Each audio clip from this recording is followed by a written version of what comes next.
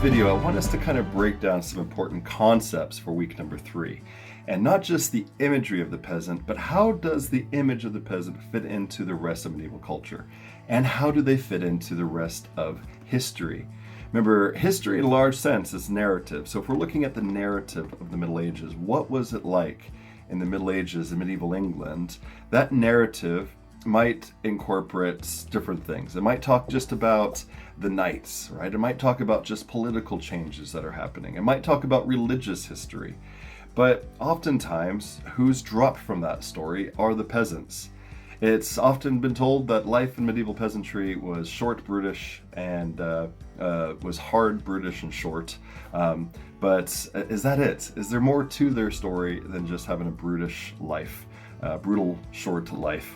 And so to grasp that a little bit further, we're going to have to remember some concepts we talked about the last couple of weeks. First off, the 3 orders. So what were the 3 orders? Remember, this is how society in the Middle Ages across medieval Europe was generally seen to be organized.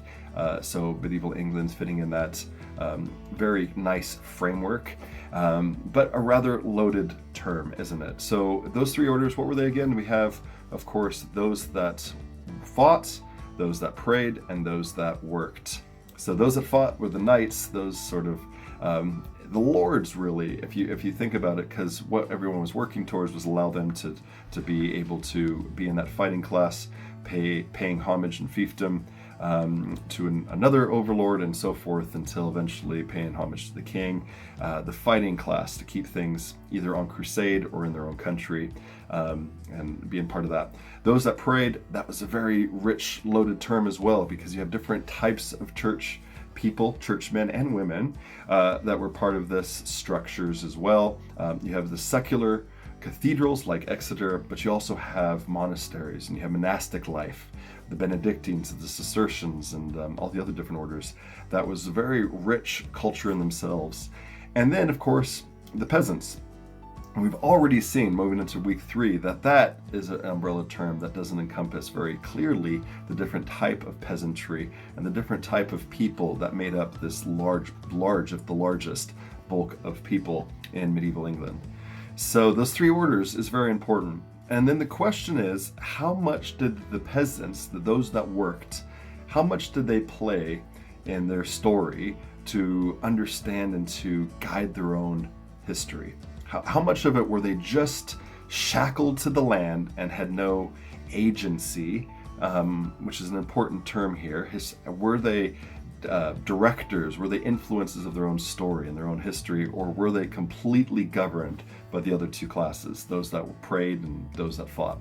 Were they completely shackled to the land, that they had no say in about medieval culture and sort of swayed the way the story went? So that goes into the idea of historical agency. How much of their story is theirs, and how much can we understand from their own influence? And so what you're going to see in the reading with Paul Friedman, with images of the medieval peasant, in that first reading, the introduction, is largely talking about our peasants in the medieval ages. Are they other? Are they marginalized of society? Are they outside that? Are they a minority group? And how much of their story and how much of their narrative, the narrative of the medieval peasant, is constructed from their own agency, their own ability to change history?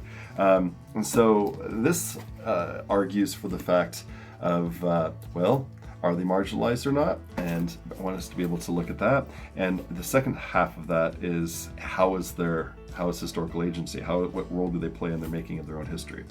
Now that's going to be expanded upon. If we expand the view outside medieval England, outside of medieval Europe, to the idea of peasants from around the world, both of the past and today, how does their agency be able to reflect agency of peasantry, both throughout history, including those who were perhaps seen as peasants in the 21st century? What could we learn from understanding medieval peasants to help us learn and understand people that are still in that similar situation in the world today? So that's the other part of that. And then I guess the third part would be how historians could use that to rewrite the narrative of medieval peasantry.